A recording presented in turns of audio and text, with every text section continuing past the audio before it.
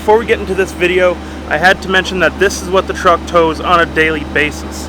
Now, not very many or none of these issues have anything to do with the powertrain. A lot of this would have happened even if it wasn't towing. That being said, here are the 40 issues that I've had with this truck since it was new, starting from 800 kilometers of ownership all the way to now at 200,000. So I own this truck for a couple years now. I bought it in 2018 in the winter for my business. Now I wanted the XLT because I wasn't a big fan of leather, and I wanted all the features like the center high mounted camera, just a bunch of stuff, not really knowing how many problems it was going to cause. Overall, it hasn't been a bad truck. It has made its money, it's hauled its weight, but it's given me some issues. Now, you know what they say, when life gives you lemons, you make lemonade! But unfortunately, this is a lemon that just cannot be sweetened. Four-wheel drive. Now, at face value, it may not seem like from afar there's much wrong with this truck. However, I had to lock the hubs before I was even able to get up here. One of the hubs, a long time ago, last year sometime, just stopped working.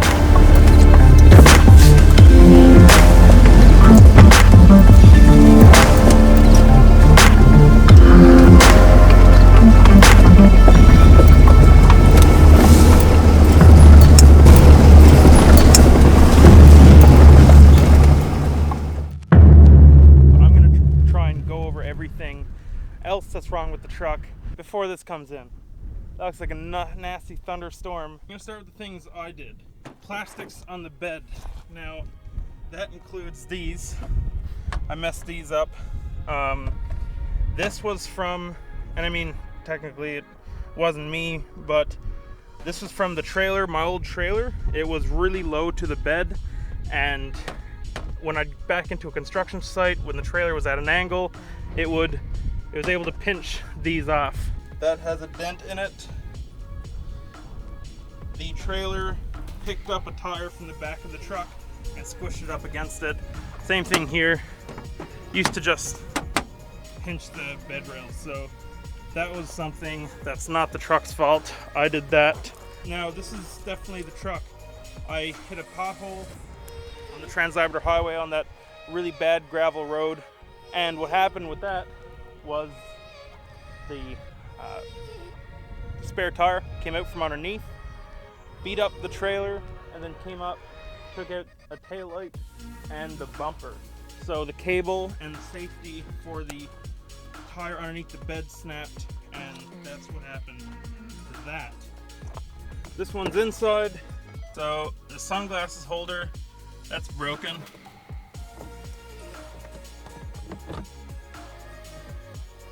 Trying to swat at a fly. There's like a fly on the roof, so I was trying to hit it, trying to kill it, and sure enough I hit it the wrong place and beat that up, so that's broken. Okay, this one you guys will remember. I ended up losing the wheel well liner. I'm not sure exactly what the reason was for not putting it back in, but when the truck battery died, I had to remove the wheel well liner so I could connect a battery to the starter and start the truck that way and get into it, because I had the keys locked inside and it was dead. I didn't put the wheel well liner back on, and now it's gone. So that was definitely my fault. Now I'm missing a lug. Personally, I think that's my fault. Could blame it on just the aluminum rims because it's kind of a common thing with these, but that lug nut is missing. After 40,000 kilometers, I had these wheels and tires installed for 40,000 kilometers. You know, I did the 100-kilometer retorque, and 40,000 kilometers later, the friggin' wheels came off. Luckily, I caught it just in time.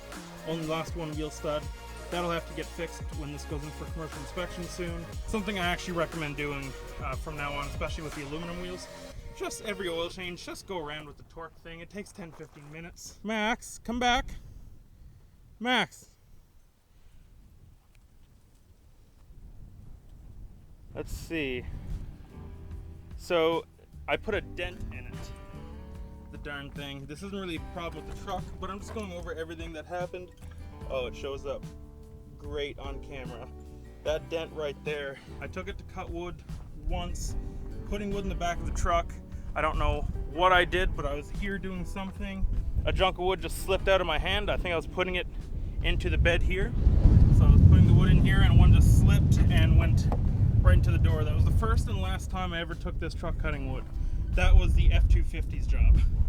All right, now you'll notice in one of the clips that, or in all of the clips from this video, I put in LED headlights the first, I think it was the second night that I owned this truck.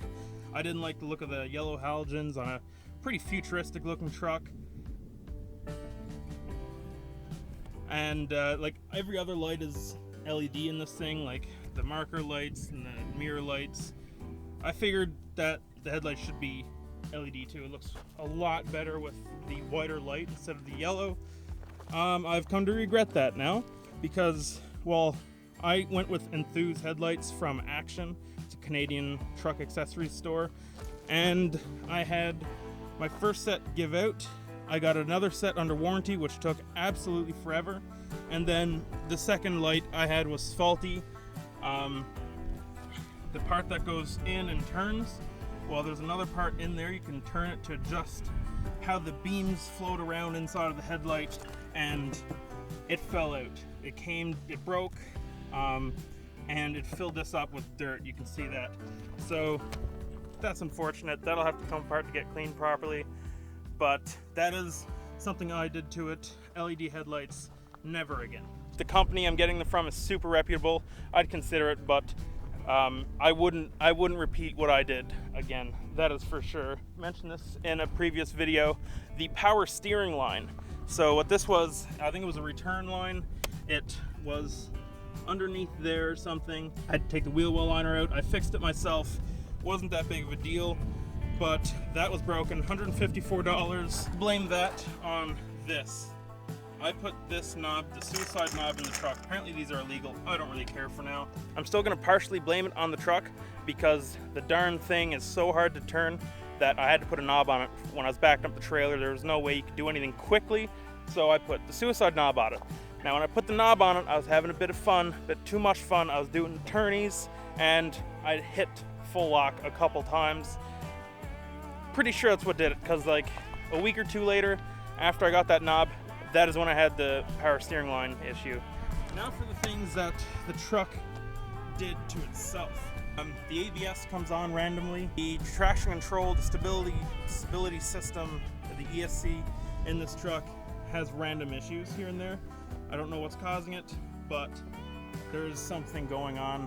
Every now and then I'll lose hill start assist, I'll lose the traction control, I'll lose stability control, and any driver aids. I don't know what's going on there. Speed sensor, I brought it in for warranty. They said there was nothing they could do about it because it wasn't an ongoing issue, it was intermittent. Wheel well liners, when I bought this truck, I wasn't even on the gravel road. A lot of people will blame this on gravel roads, but I wasn't even on the gravel roads, and the wheel well liners had 8 holes in them for a 1,600 kilometer trip.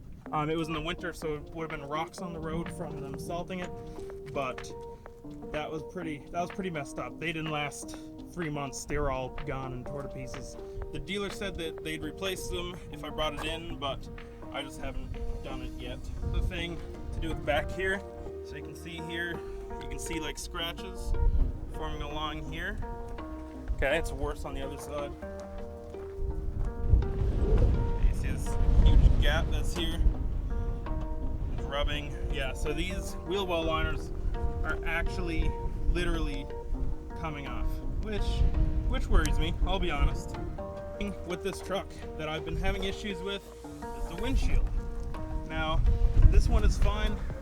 Those of you who were around when I first got this truck and was first making videos of it, you'll know that I went around with a crack in my windshield for a while. Must have had that crack for probably almost a whole year because I had 14,000 kilometers on the truck. I was going to Alberta and sure enough, got a rock, broke it first thing. Now I got another windshield right away. It's got 2 tiny like chip cracks in it. All I'm saying, because I had an F-250 before this to compare it to, which the only problem it gave me was an O2 sensor. That windshield has taken some huge impact, some huge rocks, and not a single crack, not a single chip. Already threw 2 windshields on this truck, and these cracks and chips happened before 170,000 kilometers. The F-250 has 175 on it. So, I don't know. I think the new windshields aren't built as good, because that is ridiculous to have them crack that easy. Door liner is broken. Hi, Max. So you see here, this comes off. Now, I did always keep a few sockets in the door, but I did with my F-250 as well. And this thing, well, that's self-explanatory. A lot of the issues I've had with this truck have something to do with plastic braking, a lot of plastic issues, plastic and rubber. I'm thinking that this truck was left out in the sun for a couple of years before I bought it. Bought it in 2018. If it was built in 2016, then it was sitting out in the sun for 2 years or close to it. And I think that would really deteriorate a truck. When I picked it up, it didn't even have the new truck smell. So there's something on the go there. Something that isn't really, it's not a problem, but the wheel wearing out. That is super annoying. Up here, there's texture. Up here at the 12 o'clock position, which is where I like to have my hand, it's worn out. So you can see how the wheel is like reflective here. You see the reflection. See the texture here. And down here, there's not. It's smooth. It's all worn off. That's the thing. I'm not sure how the leather in these trucks hold up. Hoping because the F-450 is a King Ranch, it's going to be a bit better. But that is something with the XLTs. These are such expensive trucks. That shouldn't be an issue. That shouldn't be something that's normal and happening. Are you ready for the thunderstorm, Max? Max, I don't think he likes the thunder. Okay, something I can't really show you guys is I had the fuel line break on this. That was under warranty. It was just over gravel roads. It was a plastic piece. There's a whole couple videos about that on my channel, but they tried not to cover it. That was an issue. Dumped fuel everywhere, left me stranded, had to get towed. It was a whole thing.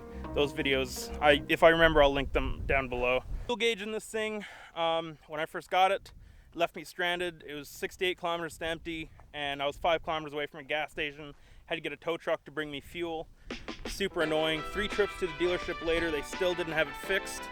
So after showing up at the dealer 3 times saying it was running out of fuel way before it should, 60, 70, 80, once it was 140 kilometers to empty, they fixed it. They replaced the whole fuel tank. They said the fuel tank was warped in. Now it's happening again. 160 kilometers to empty the other day, this thing started sputtering for fuel. I had to jump out in the middle of the highway, dump fuel in it so that I wouldn't starve the CP4. That's just such a nightmare.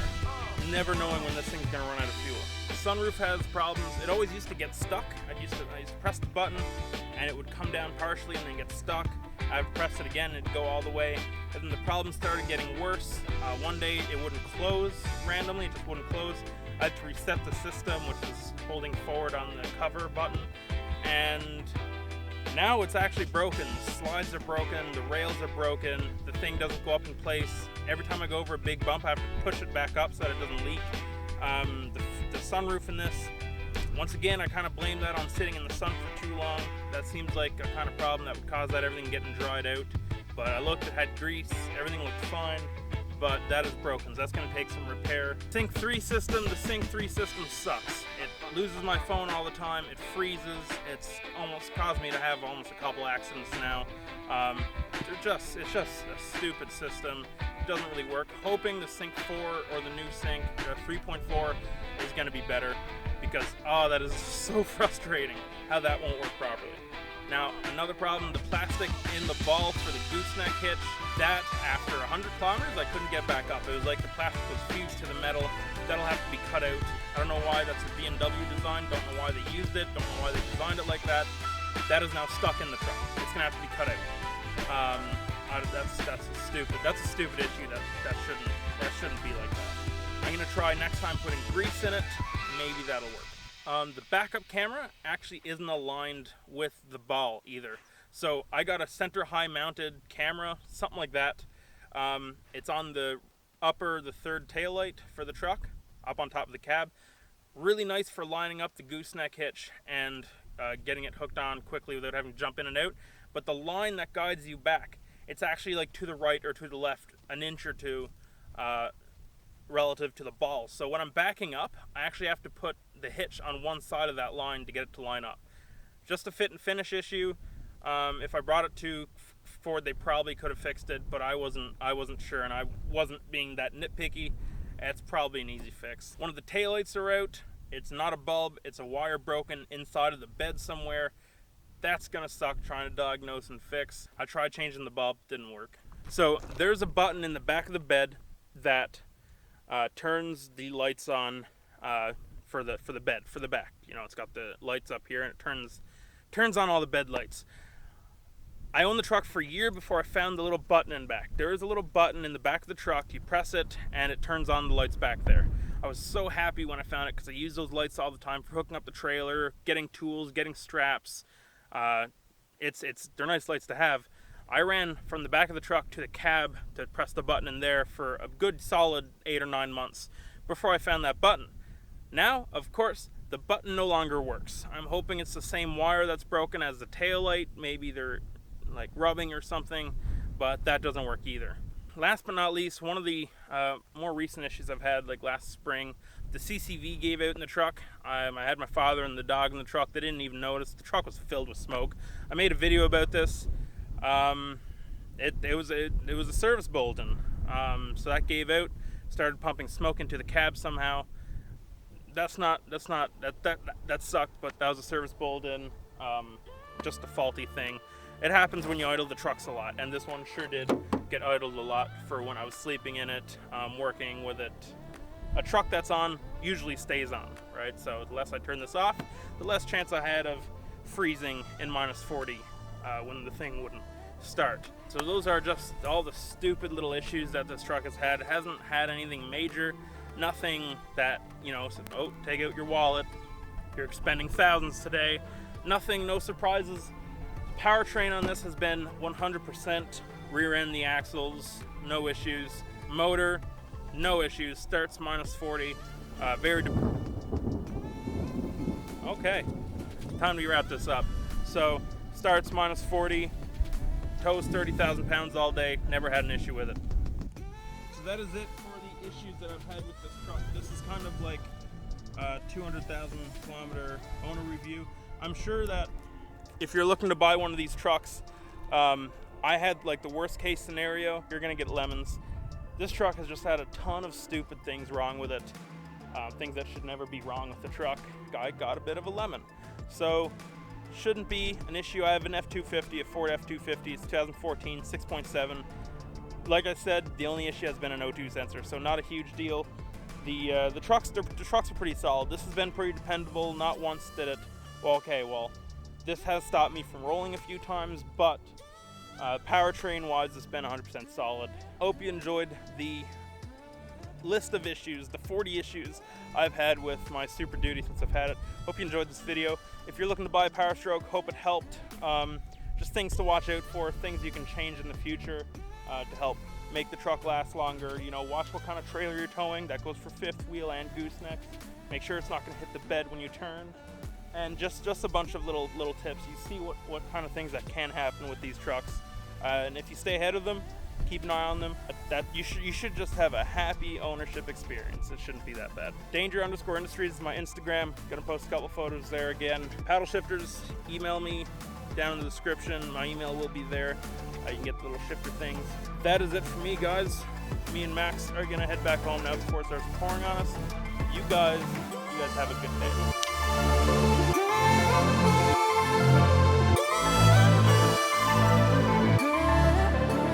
Sometimes you just can't make lemonade with what you're given. So, sometimes you gotta buy it.